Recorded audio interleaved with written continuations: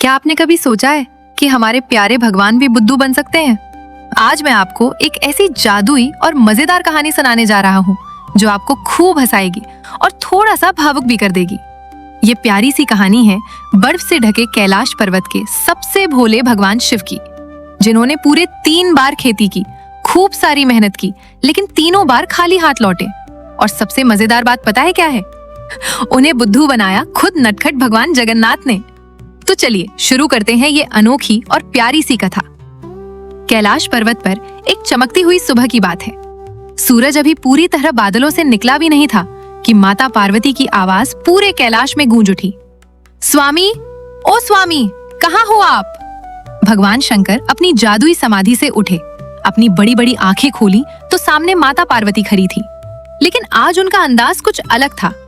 कमर पर हाथ, माथे पर थोड़ा सा गुस्सा और चेहरे पर वो भाव जो कह रहा था कि आज तो कैलाश पर पक्का तूफान आने वाला है। भगवान शंकर ने बड़ी ही मासूम सी मुस्कान के साथ पूछा, क्या हुआ देवी, सब ठीक तो है? पार्वती जी थोड़ी तेज आवाज में बोली, ठीक? कुछ भी ठीक नहीं है स्वामी। आप देखिए ना, सुबह से मैं अकेली ही घर का सारा काम कर रही हूँ। नन्हे बच्चों को संभालो, खाना बनाओ, घर साफ करो, और आप हो कि दिन भर बस आंखें बंद करके समाधि में बैठे रहते हो। भगवान शंकर ने बड़े ही भोले अंदाज में कहा, लेकिन देवी, मैं तो ध्यान लगाता हूँ ना, यही मेरा काम है। पार्वती जी की आवाज और तेज हुई, ध्यान से क्या होगा स्वामी? ध्यान से ना चूल्हा जलता है, ना बच्चों के लिए रोटी बनती है। घर चलाने के लिए कुछ तो करना पड़ता है। भगवान शंकर थोड़ा सकपका गए, भोलेपन से बोले, लेकिन देवी, हमारे पास तो सब कुछ है ना?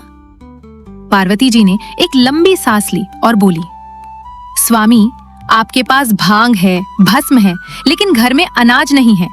बच्चों को भूख लगती है तो क्या उन्हें भस्म खिला दूं? भोलेनाथ को पहली बार एहसास हुआ कि बात तो बहुत गंभीर है। उन्होंने तुरंत पूछा, तो बताओ देवी, मैं क्या करूं? पार्वती जी बोली, कुछ भी करो, लेकिन इस बार कमा कर लाओ। जाओ, खेती करो, मजदूरी करो, कोई काम धंधा करो, लेकिन खाली हाथ बिल्कुल मत लौटना। भगवान शंकर ने तुरंत हामी भर दी, ठीक है देवी, मैं अभी जाता हूँ। तभी बाहर से प्यारे नंदी की आवाज आई, प्रभु, ओ प्रभु, जरा बाहर तो आइए। भगवान शंकर बाहर आए तो नंदी ने धीरे से फुसफुसाते हुए कहा, प्रभु, अगर आपको खेती करनी है ना तो वृंदावन चलिए। वहां जगन्नाथ जी के पास बहुत बड़े बड़े खेत हैं। लेकिन प्रभु, एक बात का ध्यान रखना, जगन्नाथ बहुत चतुर है, वो सीधा खेल नहीं खेलते। भगवान शंकर जोर से हंस पड़े और बोले, अरे नंदी, मैं भी कोई कम नहीं हूँ, देखना सब ठीक हो जाएगा। नंदी को साथ लेकर वो निकल पड़े सुंदर से वृंदावन की ओर। रास्ते में भगवान शंकर सोच रहे थे कि खेती कितनी मुश्किल होगी। बस जादुई बीज डाल दो, पानी दे दो और फसल हो जाएगी। नंदी उनकी भोली बातें सुन रहा था और मन ही मन मुस्कुरा रहा था। वृंदावन पहुंचते ही भगवान शंकर ने अपना जादुई डमरू उठाया और जोर जोर से बजाने लगे। डम डम डम। डमरू की आवाज पूरे वृंदावन में गूंज गई। गली गली में लोग बाहर निकल आए। उधर नटखट जगन्नाथ अपने घर में बैठे मटकी से माखन निकाल रहे थे। डमरू की आवाज सुनी तो यशोदा मैया से बोले, मैया, लगता है कोई खास मेहमान आया है, जरा देखूं तो।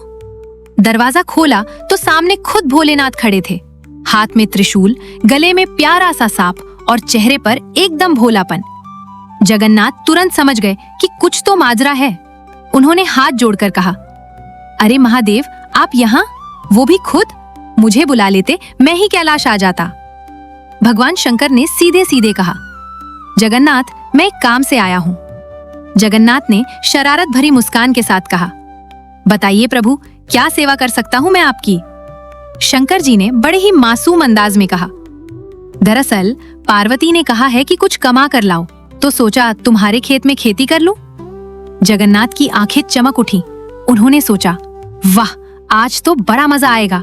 वो बोले, अरे वाह महादेव, आप जैसे भगवान हमारे खेत में खेती करेंगे, हमारे लिए इससे बड़ा सौभाग्य क्या होगा। लेकिन उन्होंने अपनी एक छोटी सी उंगली उठाई। एक छोटी सी शर्त है। भगवान शंकर बोले, हाँ हाँ बोलो, क्या शर्त है? जगन्नाथ ने कहा, बस इतनी सी बात है कि जो फसल होगी उसमें ऊपर का हिस्सा मेरा होगा और नीचे का आपका। भगवान शंकर ने बिना सोचे समझे झट से कह दिया, ठीक है, मंजूर है। जगन्नाथ मन ही मन खूब हंसे और बोले, तो फिर प्रभु आलू बोइए, बहुत अच्छी फसल होती है। भोलेनाथ खुश हो गए और नंदी के साथ खेत की तरफ चल पड़े। खेत पहुंचकर भगवान शंकर ने नंदी से कहा, चलो नंदी, आज मेहनत का असली मजा लेंगे। नंदी को हल में जोता और खुद हल पकड़ लिया। शुरू में तो सब बड़ा आसान लग रहा था, लेकिन जैसे जैसे समय बीता धूप तेज होने लगी, पसीना बहने लगा, हाथों में छाले पड़ने लगे। भगवान शंकर थक कर बोले, अरे नंदी, ये खेती का काम तो समाधि से भी कठिन है। नंदी ने कहा, प्रभु मैंने तो पहले ही कहा था। लेकिन भोलेनाथ हार मानने वाले नहीं थे। उन्होंने पूरे मन से मेहनत की। रोज सुबह उठकर खेत जाते, पानी देते, निराई करते, चिड़ियों को भगाते, कभी कभी तो रात में भी खेत की रखवाली करते। धीरे धीरे खेत हरा भरा होने लगा, आलू के पौधे बढ़ने लगे। भगवान शंकर को लगा कि अब उनकी मेहनत रंग लाने वाली है। कुछ महीनों बाद जब फसल तैयार हो गई तो भगवान शंकर ने जगन्नाथ को बुलाया। जगन्नाथ खेत पर आए, चारों तरफ देखा और बोले, वाह प्रभु, बहुत अच्छी फसल हुई है। अब जैसा तय हुआ था, ऊपर का हिस्सा मेरा है। भगवान शंकर ने खुशी खुशी आलू के ऊपर की सारी हरी पत्तियां काट दी, बड़ी बड़ी गठरियां बनाई और नंदी की पीठ पर लाद दी। जगन्नाथ खेत में खड़े मुस्कुरा रहे थे। जब भोलेनाथ जा रहे थे तो जगन्नाथ ने आवाज दी, प्रभु 1 मिनट रुकिए। भगवान शंकर रुक गए। जगन्नाथ ने जमीन की मिट्टी खोदी, कुछ गोल गोल आलू निकाले और उन्हें दिखाते हुए बोले, प्रभु असली फसल तो ये है जो नीचे मिट्टी में थी। भगवान शंकर की आंखें फटी की फटी रह गईं। वो समझ गए कि कुछ गड़बड़ है, लेकिन बात तो हो चुकी थी। उन्होंने कुछ नहीं कहा और सिर्फ पत्तों की गठरियां लेकर कैलाश की तरफ चल पड़े। रास्ते भर नंदी ने एक शब्द नहीं बोला। वो जानता था कि अब कैलाश पहुंचकर क्या होने वाला है।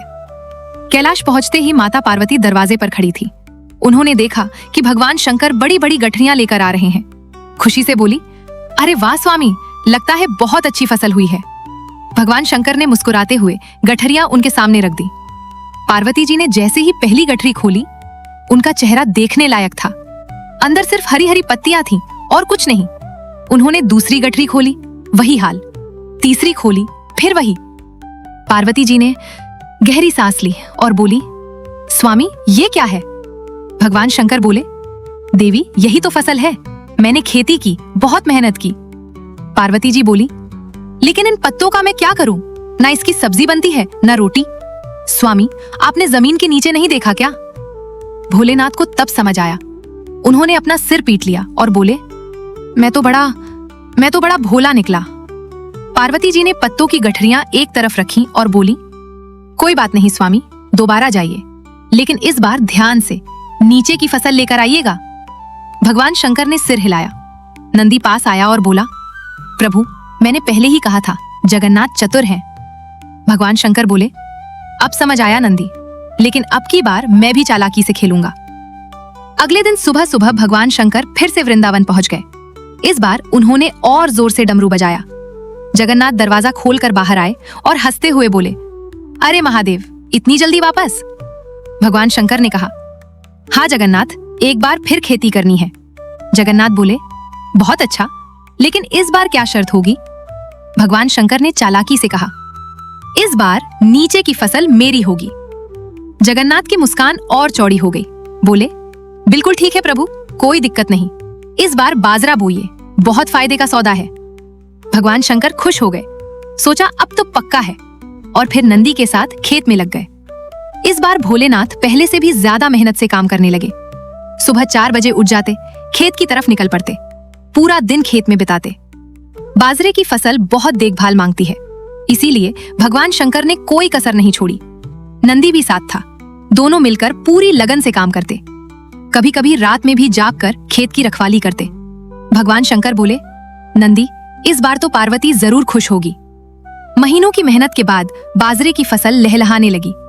ऊपर सुनहरी बालियां हवा में झूम रही थीं। भगवान शंकर ने जगन्नाथ को बुलाया।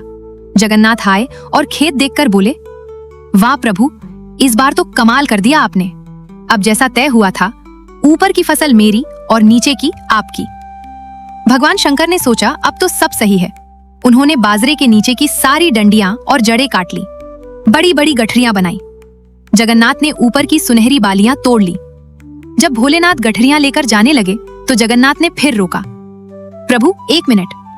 और उन्होंने बाजरे की बालियां दिखाते हुए कहा, असली अनाज तो ये है प्रभु जो ऊपर था, नीचे तो सिर्फ सूखी डंडियां हैं। भगवान शंकर का मुंह खुला का खुला रह गया। फिर से धोखा। प्रभु जगन्नाथ तो बहुत चालाक निकले। भगवान शंकर बोले, हाँ नंदी, लेकिन अब मैं हार नहीं मानूंगा। कैलाश पहुंचे तो माता पार्वती फिर से दरवाजे पर खड़ी थी। गठरियां देखकर उन्हें थोड़ी उम्मीद बधी, लेकिन जैसे ही खोला, सूखी डंडियां देखकर उनका चेहरा फीका पड़ गया। पार्वती जी ने कुछ नहीं कहा, बस एक लंबी सांस ली, फिर धीरे से बोली, स्वामी एक बार और कोशिश कीजिए, लेकिन इस बार साफ साफ कहिएगा कि ऊपर भी आपका और नीचे भी आपका। भगवान शंकर ने दृढ़ता से कहा, हाँ देवी, अब गलती नहीं होगी। अगले दिन भगवान शंकर तीसरी बार वृंदावन पहुंचे। इस बार उनके चेहरे पर पूरा आत्मविश्वास था। डमरू बजाया तो जगन्नाथ पहले से ही मुस्कुराते हुए बाहर खड़े थे। बोले, महादेव, लगता है खेती आपको बहुत पसंद आ गई। भगवान शंकर बोले, हाँ जगन्नाथ, ये आखिरी बार है और इस बार मैं कोई गलती नहीं करूंगा। जगन्नाथ ने पूछा, तो बताइए क्या शर्त है? भगवान शंकर ने जोर से कहा, इस बार ऊपर भी मेरा, नीचे भी मेरा, सब कुछ मेरा। जगन्नाथ की आंखों में शरारत चमक उठी। बोले, बिल्कुल प्रभु, कोई दिक्कत नहीं, ये तो बहुत अच्छी बात है। इस बार मक्का बोइए। भगवान शंकर ने सोचा, अब तो पूरी फसल मेरी, कोई धोखा नहीं, और पूरे जोश के साथ खेत में लग गए। इस बार की मेहनत तो देखते ही बनती थी। भगवान शंकर ने दिन रात एक कर दिए। मक्के की फसल बहुत नाजुक होती है, हर दिन देखभाल चाहिए। भोलेनाथ ने कोई कमी नहीं रखी। नंदी भी पूरी लगन से साथ दे रहा था। महीनों बाद जब मक्के की फसल पक गई तो पूरा खेत सोने जैसा चमकने लगा। भगवान शंकर की खुशी का ठिकाना नहीं रहा। बोले, नंदी, अब तो सब कुछ अपना है। फसल काटने का दिन आया। भगवान शंकर खेत पर पहुंचे तो देखा जगन्नाथ और यशोदा मैया भी वहां खड़े हैं। जगन्नाथ हंसते हुए बोले, प्रभु, बहुत अच्छी फसल हुई है। अब जैसा तय हुआ था, ऊपर आपका, नीचे आपका, लेकिन बीच का हिस्सा तो हमने कभी तय नहीं किया ना। भगवान शंकर चौंक गए। बीच का? जगन्नाथ ने मक्के के पौधे से एक सुनहरा भुट्टा तोड़ा और बोले, देखिए प्रभु, असली फसल तो ये है जो बीच में है। ऊपर सिर्फ बाल है, नीचे सिर्फ डंडी है। यशोदा मैया और जगन्नाथ दोनों हंसते हंसते सारे भुट्टे तोड़कर अपनी गठरियों में भरने लगे। भगवान शंकर बस खड़े देखते रह गए। उन्होंने ऊपर की सूखी पत्तियां और नीचे की डंडियां इकट्ठा की, गठरियां बनाई। इस बार उनकी आंखों में आंसू थे। इतनी मेहनत, इतना समय, और फिर से खाली हाथ। नंदी पास आया और धीरे से बोला, प्रभु चलिए। रास्ते में नंदी ने कहा, प्रभु आप दुखी मत होइए, आपने पूरी मेहनत की। भगवान शंकर बोले, लेकिन नंदी, अब मैं पार्वती को क्या मुंह दिखाऊंगा?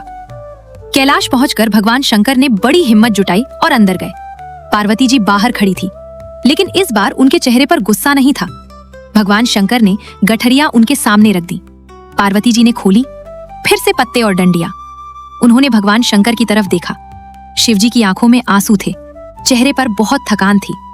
ये देखकर पार्वती जी का दिल पिघल गया। वो पास आई और धीरे से बोली, स्वामी रोइए मत। भगवान शंकर बोले, लेकिन देवी, 3 बार मेहनत की और तीनों बार खाली हाथ आया। तभी वही जगन्नाथ प्रकट हो गए। उनके चेहरे पर अब वो शरारत नहीं थी, बल्कि एक बहुत ही गंभीर और प्यारा भाव था। बोले, माता पार्वती, भोलेनाथ की कोई गलती नहीं है, मैंने जानबूझकर ये सब किया। पार्वती जी हैरान होकर बोली, लेकिन क्यों जगन्नाथ, क्यों आपने 3 बार उन्हें धोखा दिया? जगन्नाथ ने मुस्कुराते हुए कहा, धोखा नहीं माता, ये एक परीक्षा थी। परीक्षा इस बात की कि क्या भोलेनाथ हार मानेंगे या फिर से कोशिश करेंगे। और देखिए, 3 बार असफल होने के बाद भी वो हारे नहीं। यही तो असली कमाई है। पार्वती जी ने कहा, लेकिन अनाज तो नहीं आया। जगन्नाथ बोले, माता, अनाज से बड़ी चीज है मेहनत और हार ना मानने की ताकत। भोलेनाथ ने 3 बार खेती की, तीनों बार खाली हाथ लौटे, लेकिन तीनों बार उन्होंने पूरी मेहनत की। ये मेहनत, ये लगन, ये हार ना मानने का जज्बा, यही सबसे बड़ी दौलत है। ये सुनकर पार्वती जी की आंखें नम हो गईं। उन्होंने भगवान शंकर की तरफ देखा और बोली, स्वामी मुझे माफ कर दीजिए, मैंने आपकी मेहनत की कदर नहीं की। भगवान शंकर ने मुस्कुराते हुए कहा, नहीं देवी, आपने सही कहा था, मुझे भी जिम्मेदारी समझनी चाहिए। जगन्नाथ ने कहा, और भोलेनाथ, एक बात और, आपकी इस मेहनत से जो सीख मिली वो किसी भी अनाज से कीमती है। अब आप समझ गए कि काम करना क्या होता है। नंदी खुशी से अपनी पूंछ हिलाने लगा। जगन्नाथ ने फिर कहा, और माता पार्वती, ये पत्ते और डंडियां बेकार नहीं है, इन्हें संभाल कर रखिए, ये भोलेनाथ की मेहनत की निशानी है। पार्वती जी ने गठरियां उठाई और बहुत प्रेम से उन्हें एक तरफ रख दिया। जगन्नाथ विदा लेने लगे तो पार्वती जी बोली, जगन्नाथ, आपका बहुत बहुत धन्यवाद, आपने हमें एक बहुत बड़ी सीख दी। जगन्नाथ मुस्कुराए और अंतर ध्यान हो गए। उस दिन के बाद कैलाश पर सब कुछ बदल गया।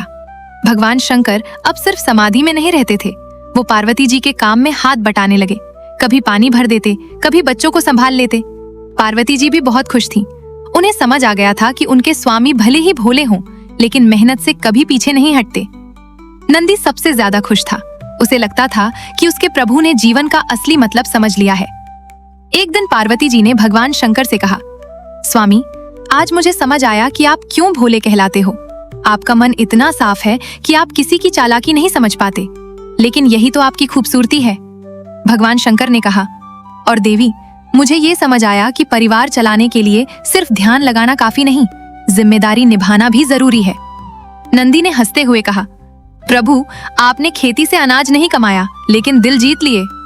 भगवान शंकर हंस पड़े। दूर वृंदावन में जगन्नाथ मुस्कुरा रहे थे। उनकी लीला पूरी हो चुकी थी। उन्होंने भोलेनाथ को धोखा नहीं दिया था, बल्कि जीवन की सबसे बड़ी सीख दी थी। ये कहानी हमें सिखाती है कि असली कमाई अनाज या पैसे में नहीं, मेहनत और हार ना मानने के जज्बे में है। भगवान शंकर 3 बार हारे, लेकिन तीनों बार उन्होंने पूरी मेहनत की। यही उनकी असली जीत थी। और सबसे बड़ी बात, परिवार में प्रेम और समझदारी होनी चाहिए। पार्वती जी ने भोलेनाथ की मेहनत देखी तो उनका गुस्सा प्यार में बदल गया। भोलेनाथ ने अपनी जिम्मेदारी समझी तो घर में खुशियां आ गईं। तो दोस्तों, अगर आपको ये प्यारी सी कहानी अच्छी लगी तो हमारे चैनल को सब्सक्राइब जरूर कीजिए, वीडियो को लाइक कीजिए और कमेंट में बताइए कि आपको इस कहानी से क्या सीख मिली। जय जगन्नाथ।